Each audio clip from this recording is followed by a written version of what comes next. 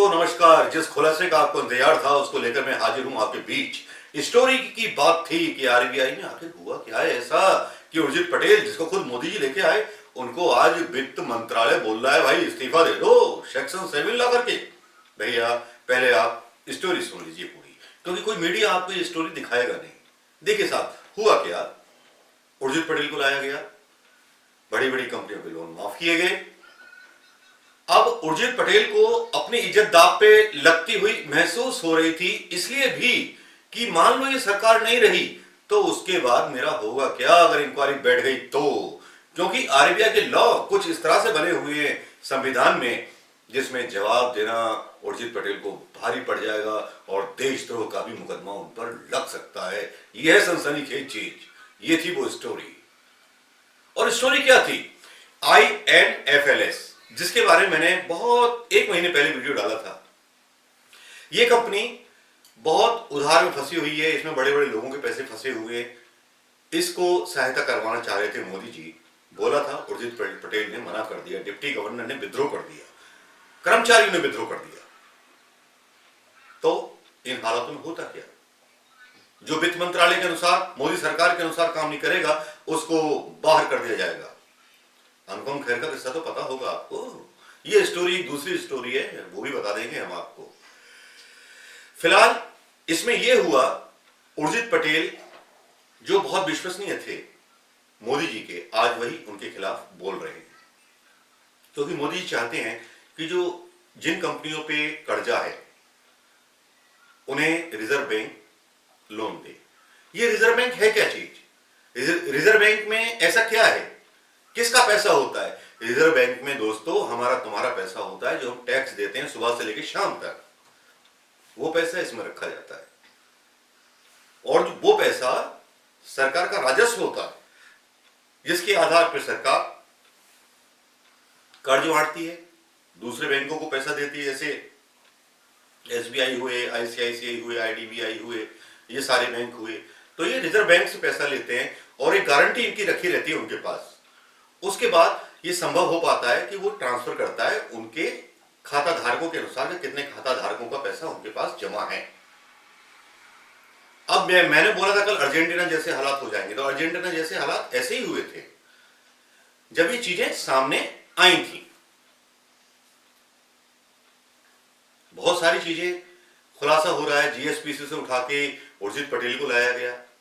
और स्टोरी तो शुरू होनी चाहिए, कम से कम इसके 4 किरदार हैं: रघुराज रावण, उर्जित पटेल और मोदी जी और वित्त मंत्री जेटली। रघुराज रावण काम करते रहे तब तक जब तक उनको वित्त मंत्री ने टोका नहीं। वो काम करने के लिए जो मोदी चाहते थे, वो अपना इस्तीफा देकर चले गए। उर्जित पटेल परम प्रिय मोदी जी के आए, उनकी भी हालत वही है। कारण क्या है मैंने आपको बता दिया है। ये चाहते हैं INFLS, अजीब नाम है ना कंपनी का, बोलने में भी थोड़ा परेशानी होती है। इसको जीवन बीमा निगम से जो पैसे जमा है, जिन लोगों ने बीमे करा रखे हैं, उसका पैसा भी इसमें देने की तैयारी हो रही है। दोस्तों, जनता का पैसा, हमारा जो जमा हुआ पैसा है बैंकों में, रिजर्व बैंक के पास या SBI के पास, ICICI के पास, IDBI के पास, यदि ये लोग लोन दे देंगे और वो चुका नहीं पाए तो हम लोगों का तो खाता ही सरकार कभी भी सीज कर सकती है। जो मिडिल क्लास लोग हैं, जो व्यापारी हैं, जो छोटे कर्मचारी हैं, या जो किसान हैं, या जो भी हैं, तो सरकार किन के लिए काम कर रही है? मोदी की सरकार खास तौर पे इन उद्योगपतियों के लिए काम कर रही है। ये कुछ शुरू के पॉइंट्स जो आपने देखे होंगे, ये वही पॉइंट्स थे जिन पर हमने ये YouTube का ब्लॉग बनाने के बारे में सोचा था।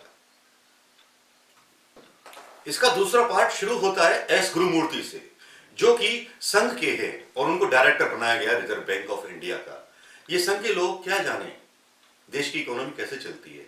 मोदी जी ने हर जगह वो लोग नियुक्त किए संघ के, जो लोग कुछ नहीं जानते थे, और अयोग्य लोग जब बैठ जाते हैं तो वो वही काम करते हैं जो मोदी जी बोलते हैं, क्योंकि वो उनको रिपोर्ट देते रहते हैं। S गुरुमूर्ति, याद रखिए ये नाम, इनका नाम उस लिस्ट में शामिल होगा जब सरकार विपक्ष की आएगी, जिसमें इन्होंने देश के साथ बहुत बड़ा धोखा किया है। यह देश को लूटा गया है एक सुनियोजित तरीके के साथ। जो राहुल गांधी बोलते हैं वो गलत नहीं बोलते। और इसमें INFLS जिसने बहुत सारा गबन किया उसको बेल आउट पैकेज देने की बात हो रही है, जबकि उसके खिलाफ क्या होना चाहिए? CBI inquiry. CBI तो खैर पता ही है, CBI की इंक्वायरी तो नेताओं के खिलाफ होती है या केस किए जाते हैं नेताओं के खिलाफ। ये सब कुछ चल रहा है। और इसके अलावा एक बड़ा खुलासा और है जो करना भी बाकी है, और खुलासा यह है सेक्शन 7 का इस्तेमाल। सेक्शन 7 का इस्तेमाल इसलिए हुआ है 83 साल आजाद हुए देश को कितने साल हो गए? मोदी जी बोलते हैं 70 साल, 83 साल। अंग्रेजों ने भी इतना नहीं किया।